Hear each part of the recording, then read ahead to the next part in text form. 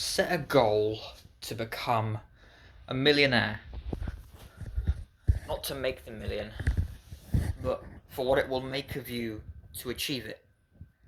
That is one of the most famous kind of self-help quotes by one of the most um, popular motivational speakers of all time, Jim Rohn, and his mentor taught him that, which is like a life philosophy of the reality behind success and life progress, career progress, business progress, following your passion progress, whatever it might be. And I made a video on this recently, actually, but you know, I really just wanted to kind of re-emphasize it in a short video, hopefully, because really comprehending what it means, because I don't know, the sun is kind of going really blind. Anyway, lost my train of thought. Um, yeah, the reality of what that statement means is so powerful because, especially as someone who's kind of like, I've dabbled in the self-help space a bit. I'm in an online community. I've technically made money online now, like not a huge amount. I wouldn't say I'm financially free or anything. Um, Although I've tried to set myself up as much as I can, and now I'm working on a new business idea, new business venture anyway. And I kind of like to think about this a lot in the terms of what I'm trying to achieve, whatever you might be trying to achieve. You know, realizing the processes you're going through, realizing the process, the journey, and that's a whole other self-help thing about like it's the process, it's not the goal, it's the journey, and they make a great point of it because ultimately it's just there's a million different ways of saying the same type of thing, and it's why a lot of motivational speakers are just really good with words ultimately, and ultimately communication, presentation skills, the use of different words, that your use of vocabulary as a way of saying it is like one of the most important skills in life, especially as like these motivational speakers. They charge tens of thousands for seminars, thousands of people go to them, and they change people's lives just because of the words they say that helps motivate people to, improve their lives and make lots of money and solve the world's problems because of simple things like, you know, set a goal to become a millionaire, for what it will make of you to achieve it. Literally a quote that can change your life if you really spend time thinking about it, because, and then importantly, spending a little bit of time thinking about it and more time actually acting on what you've comprehended. Because that's the biggest problem with the self-help space, is that there's a lot of thinkers and not a lot of doers, and we got to realize this with every industry. There's a lot of mental models, actually, and I might make an entire video on this, actually, about mental models, because what mental models are, it's kind of like a blasé, corny word for basically different ways of thinking and different theories and practices mentally that you can apply to understand life, understand people, understand theories and the way people operate and how life works and how business works, and applying certain elements of nature to understanding business, understanding this to understanding how maybe stories are told, and understanding this and that. Like there's, for instance, something I actually learned when I had the kind of learning magic and card tricks phase of my life when I was just before I started college, and when I was like nearly 10 years ago now. That's wow. Crazy to comprehend that, nearly 10 years ago, like literally 8 years ago, um, 7, 8 years ago.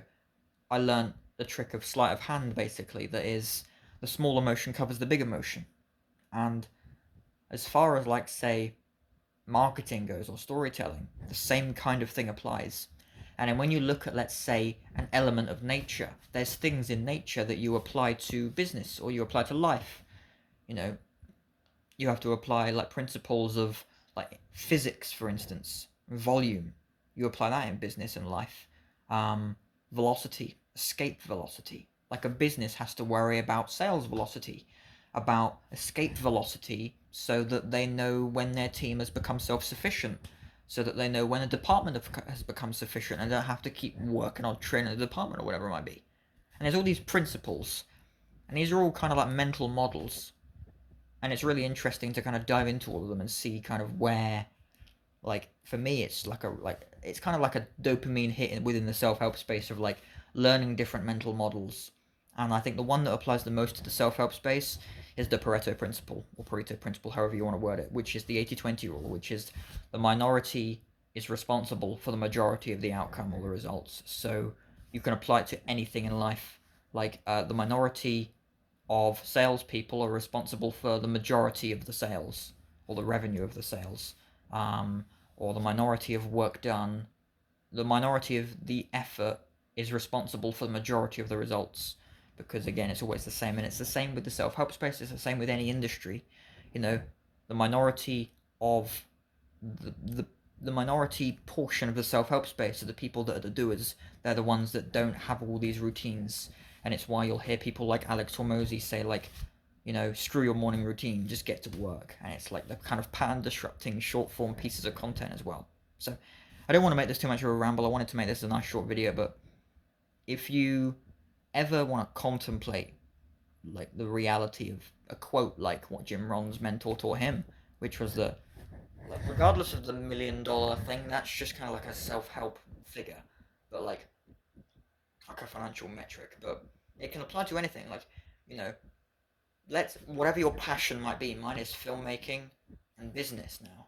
Mine is, and ultimately business is just a blasé word now, and especially in the self-help space, it's just a fancy way of saying that, you know, you want to solve problems and bring people together to solve those problems. So like for me, it's the case of, you know, I want to help as many small business owners as possible, and I want to tell stories and work on amazing marketing campaigns, because I do love doing that stuff, but I want to do it for what it will make of me to achieve those things, and the attributes, and the, you know, the attributes of what I get for doing that, and the accolades, which again is one of those self-reflecting things of realizing why you want to do something. Do you want to do it for the thing, or do you want to do it for the how you, for the status thing? And again, that comes down to marketing and sales anyway, because in marketing it's all about presenting desired outcomes. Most people buy things based on how they are perceived owning the thing. Why do people buy aftershaves and perfumes? For how they smell to others. Like, why do people buy clothes? For how they're perceived by others. Most of the time, 90% of the way we dress is for how we're perceived by others, not by how we perceive ourselves. Literally, we will pick out clothes based on how we think others will perceive us wearing them. And that's like, it's you know, amazing world we live in. But yeah, I just thought I'd make a, ended up becoming not so long and not so short of a video, but you know, just like to think about that quote, because it's like, whatever it is for me, it's like, you know, set a goal to make the best film ever for what it will make of me to achieve it. Set a goal to make my first short film for what it will make of me to achieve it. Set a goal to achieve your passion for what it will make of you to achieve it, because that's the best goal you can have in life. So yeah, bit of a ramble, but thanks for watching, and I'll see you in the next video. See you later.